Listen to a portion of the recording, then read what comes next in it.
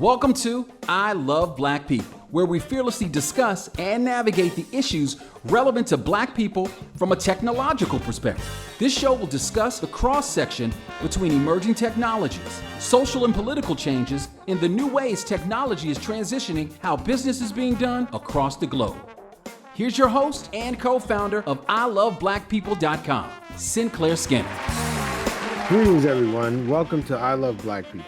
My co-host today is Dr. Tyrene Wright, scholar, author, and an activist, and we are discussing Black agendas, past and present, in the United States. And this is a very topical conversation as we get closer to the election. Many of our community members are trying to get a connection between what we should expect out of an agenda as well as our vote. And so often we don't get a time to really discuss the historical context of a Black agenda or the many Black agendas in the United States. And my co-host today is someone who's studied in so many areas related to our experience here as well as throughout the world. And today's topic is very germane to the current election cycle that we're in. Welcome, Dr. Tyrene Wright. Thank you for having me, Sinclair.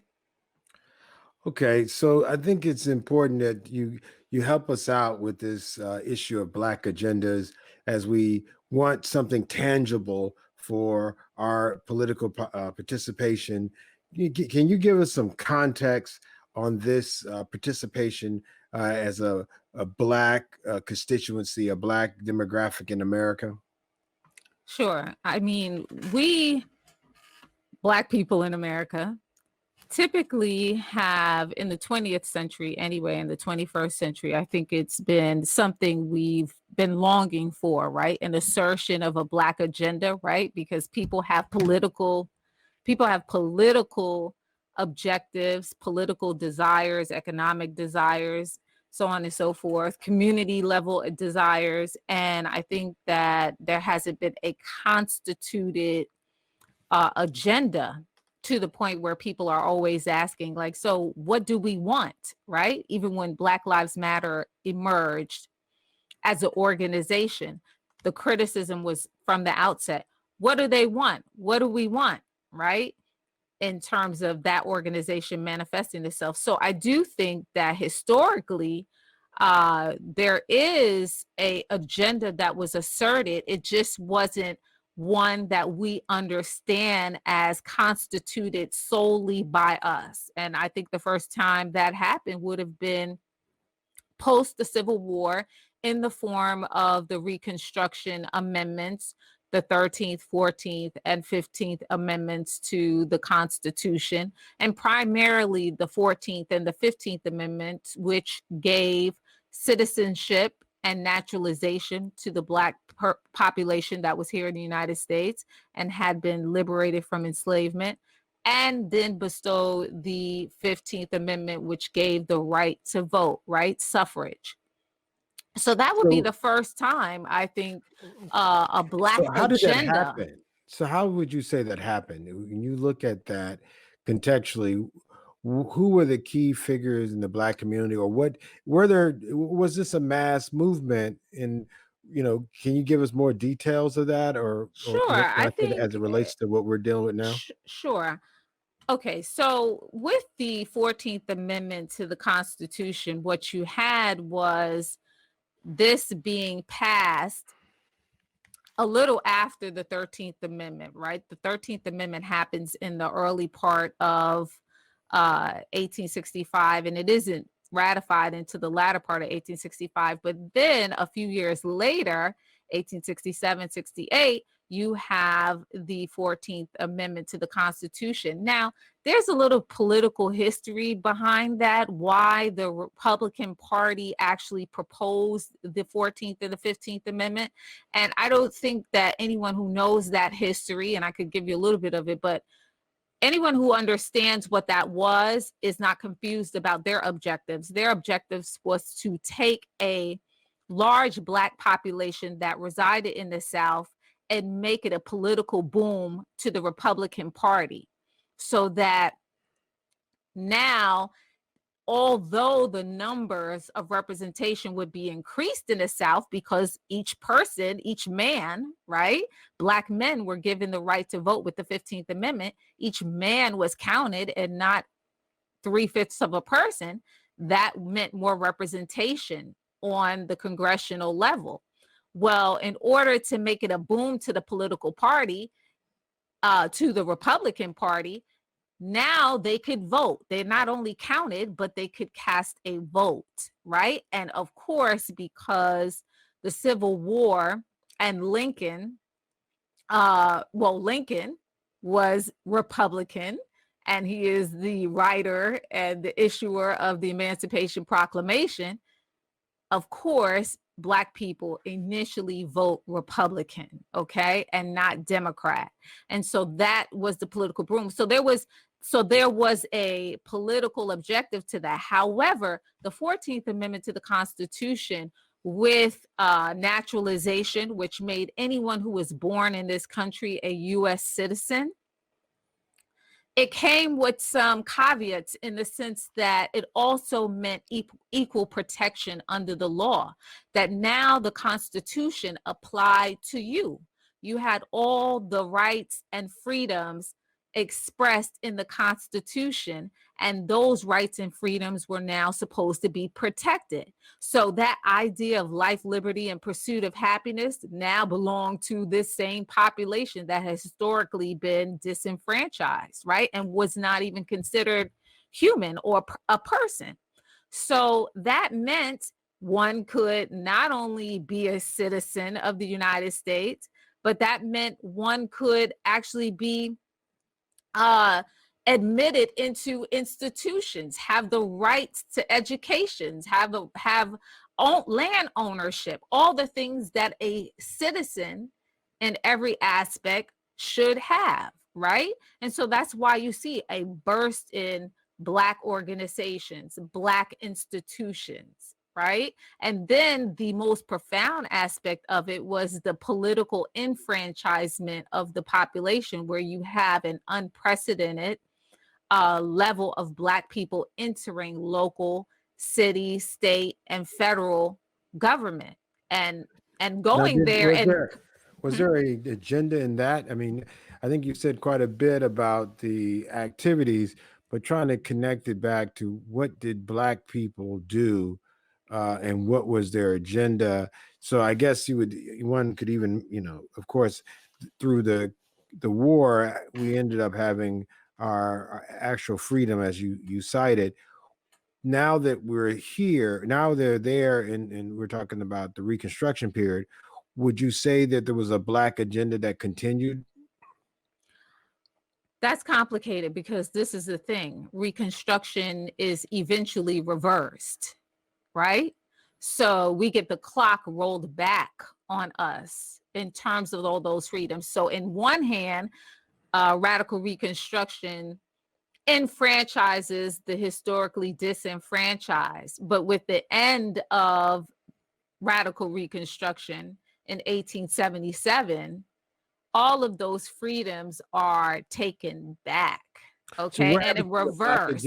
So what happened to the Black agenda now from 1877? Because I think what you're doing in a real helpful way is kind of setting the stage for different segments or different time periods of a manifestation of agendas that benefited our community or our constituency, and there were ebbs and flows in that. So now we had a period of enfranchisement. We hit a wall in 77. What did that do to Black organizing or the Black agenda from 1877? When would you say the next period started?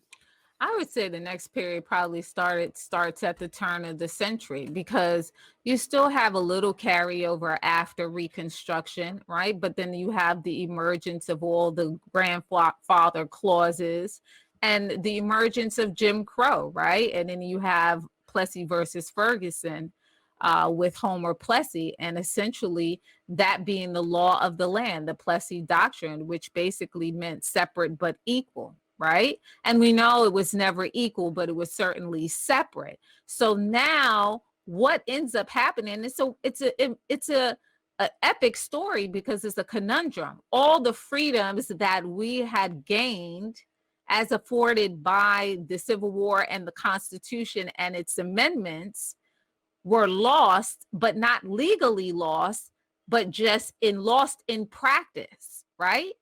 They were unenforceable. There shouldn't be a Voting Rights Act. We should just be able to have our freedoms protected because of the 14th Amendment to the Constitution, which still stands, right?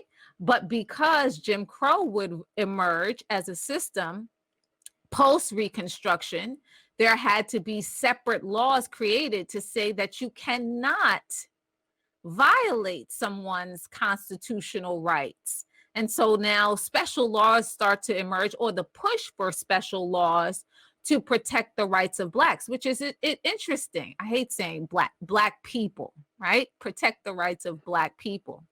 So my point is that then you have a separate fight that is challenging this separate but equal, right?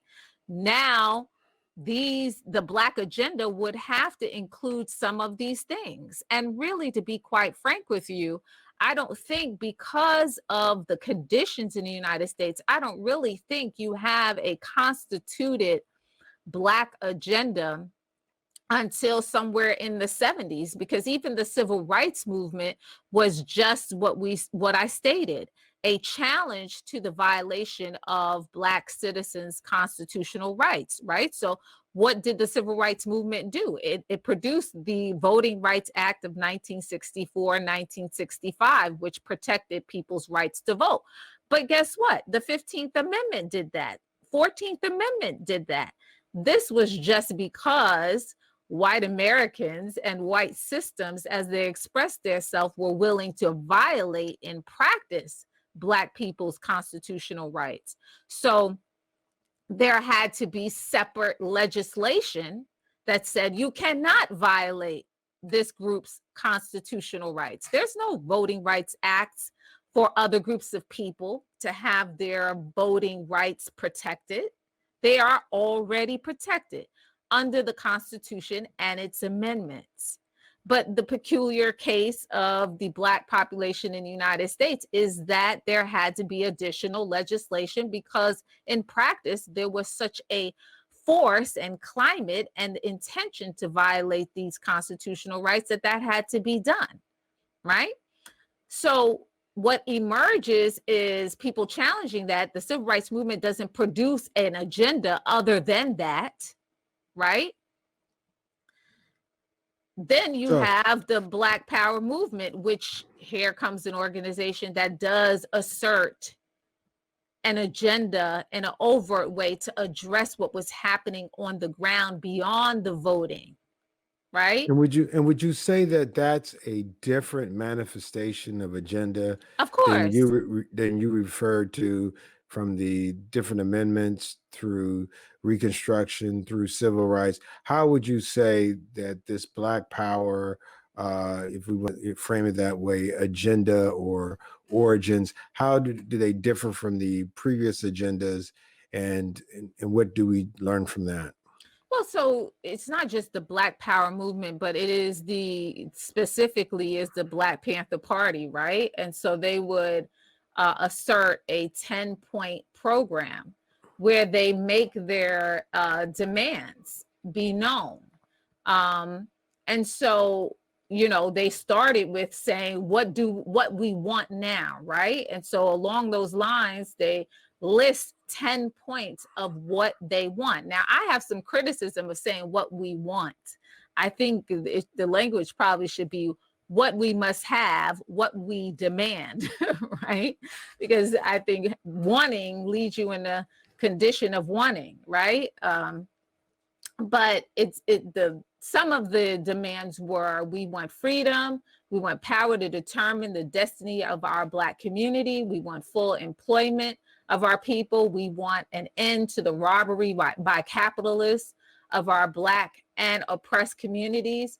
We want decent housing fit for the shelter of human beings. We want education for our people that exposes the true nature of this decadent American society. We want education that teaches us our true history and our role in the present day society. We want Black men to be exempt from military service. Interesting request. We want an immediate end to police brutality and murder of Black people. We want freedom for all Black men held in federal, state, county, and city prisons and jails. We want all Black people, when brought to trial, to be tried in court by a jury of their peer group or peers from their Black community as defined by the Constitution of the United States. And we want land, bread, housing, education, clothing, justice, and peace, right? So those are the 10 points. And I think that's probably one of the most explicit Black agendas ever produced in the 20th century. Because certainly the civil rights movement does not address those needs, right? It is just making legal challenges to the establishment. Now, I noticed that when you said that, so what time period would you say we're talking about? That would be the late 60s, early 70s? The civil rights movement or the Black Power movement? Black Power movement. In 1968 would be the beginning of the Black Power movement to, 1979, right? So the entire 70s, but starting in 1968. So, I would be remiss with the short time we have that out of all the things that you mentioned, you didn't mention something I think would probably be a part of a continuity, as it were, with some of the things you mentioned in Reconstruction, and I'm actually alluding to the 40 acres and a mule, or the Reparations Now movement, and some of those that were active in and engaged in that process. How would you include that as one of the areas of tangible agendas as a Black constituency that we've demanded as an agenda? Well, I mean, that doesn't emerge. So those two scenarios, meaning like there is an ongoing reparations movement, right? And then there is a historical scenario which precipitated this whole concept of the 40 acres and a mule, but that comes out of the Civil War period, right? Civil War era, Sherman's march to the sea and the slaughter of African people who were following the Union Army and got killed by the Confederate Army in that process, right? And it was caused by Sherman. So there's something like Field Order 15, Field Order 20, which said that every freedman should get 40 acres and a mule. That would be reversed by Johnson anyway, okay? And so why, so many people have like latched onto that and remember that, but that literally was not the programmatic compensation for enslavement post the Civil War or as part of Reconstruction, right? They could have easily done that. However, that was not what it was. Many people remember Field Order 15 and cite that, the 40 acres and a mule, but what they probably don't know is that it was quickly reversed by the president that followed Lincoln. And I think that's very curious. I mean, some have even talked about the conspiracy that Johnson might have been involved with the assassination of Lincoln. And I was very curious that the Confederates may have lost the war, but they were able to win the Reconstruction by installing Johnson and his policies, which were very racist, just to add. With that being said, I think take us to the in the current day manifestation of the conversation of reparations as it relates to Black agendas. Right. So Cobra has a multi-dimensional demands for reparations, right? And they actually argue, well, one, the basic premise of reparations as an agenda is to repair, right? Not only enslavement, but for Jim Crow, for systematic disenfranchisement, for institutional discrimination, obviously, for mass incarceration of the Black community, right? Because that also goes back to those Reconstruction amendments, right? The 13th Amendment is not just the 13th Amendment. The 13th Amendment has a clause, right? Which meant that you could imprison someone, put them in what is considered slavery if they committed a crime. And so mass incarceration is obviously a manifestation of that. But in Cobra comes up with some interesting agendas or agenda as a whole, which is meant to repair for the last 400 years, you could probably say. So some of it is keeping, I'll just read off a couple of them to you, but keep the community privy to information coming through the pipeline, help create preparedness for the infrastructure of our community and livelihood, protect and support people's constitutional rights, fighting for people's interests in spite of their own or the interests of the party as we become the true constituency. Help to fortify local department stores, produce, in other words, sustaining one's community. Well, where's the check? Where's the check now? They got to cut the check. Is there anything about cutting a specific check in the Cobra agenda? Things that will Directly work to descendants? Right? These are more literal terms in terms of equity. There is, and I'm not looking at it at the moment, but there is in their reparations agenda the proposal to have tax exemption, which, listen, I would love that. Well, I'm saying, but do they say anything about a direct check, taking the 43 million people here and everybody gets, $1 million at least as inheritance for the well, I think that's the overt and the overarching issue, period. And let me just say this about the Black agenda with in terms of in Cobra and other reparations inspired organizations and movements. They do propose a monetary compensation. However, the reality is that when other legislators, politicians address this issue of reparations, they typically try to say, hey, well, you're going to take your reparations in this form or that form, right? So in other words, hey, well, Black people can have this kind of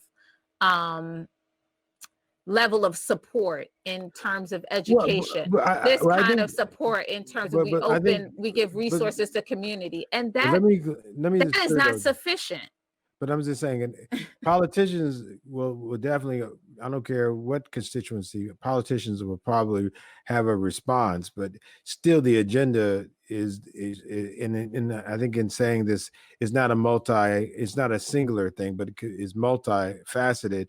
Having a cash payment as an agenda still would be an agenda. Now, what actually gets accomplished in the actual political process or legislative process, I think you're right with what the so-called status quo might respond to. Now, what do you think about with some of the things that Ice Cube, he has this contract and he's talking about an agenda too? Again, how do you see that contextually to these issues that in Cobra, that was the FBA, ADOS, and other people who are doing things in reparations as an agenda, intangibles? What are your thoughts on what Ice Cube has presented? So Ice Cube, one, first of all, I think it's a good idea, right? Because I think that it's been a desert in terms of Black agendas proposed, right? And so he's saying this isn't the best agenda, but this is something. This is a place to start. And so he calls it a contract, right, with Black America, where there are a number of items proposed. I'm actually trying to bring it up as we speak. But the point is that, yes, I think it's a good idea. However, people are automatically going to argue, like, how comprehensive is this, right?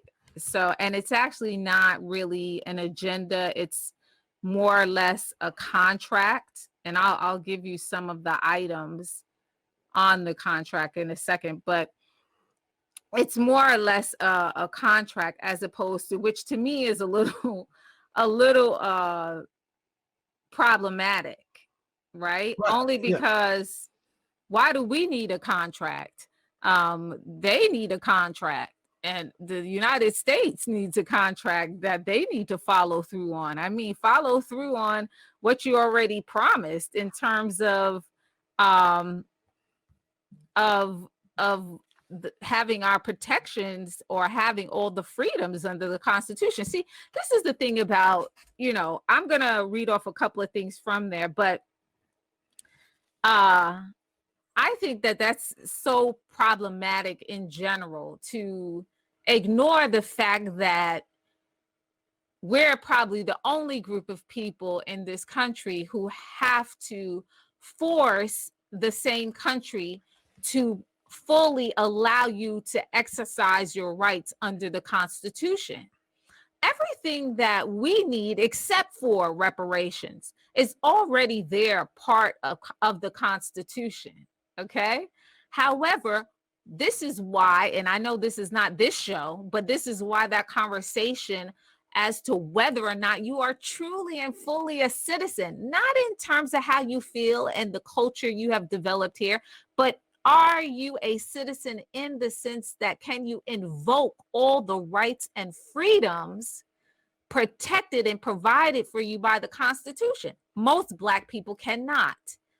Matter of fact, most Black people are still at ground zero. We are at ground zero because we can't even have the first protection enforced, which is what? Life, protection of life. Forget liberty and happiness. You can't have those things. As we're wrapping up, I think Dr. Wright, what you kind of laid out has been a very good way of giving us a roadmap to from where we come from. What did John Henry Clark? History lets us know which way we need to go, and I think you're giving a lot of information to help us know that we stand on the shoulders of folks that didn't just fight for votes, but we're fighting for an agenda, fighting for, again, what you just said, to be treated in the way that the Constitution had already outlined, in spite of, not because of, in spite of the actions of the government. So it's important that I think we look at that whole context that you've laid out in the way that you said it, and make sure that we take that to the polls and everywhere else we go to make sure that we uphold all the things we've said. So I just want to thank everyone for joining us. It's been a great conversation about Black agendas, and I hope it's been helpful in giving everyone a context of where we are and how we got here, and all the things that we still must do. And with everyone doing a little bit, we all can get a lot done. So again, thank you so much. Thank you, Dr. Wright, for joining us in this co-hosting of this show. And thank you so much for all you who've listened to be a part of it. God bless.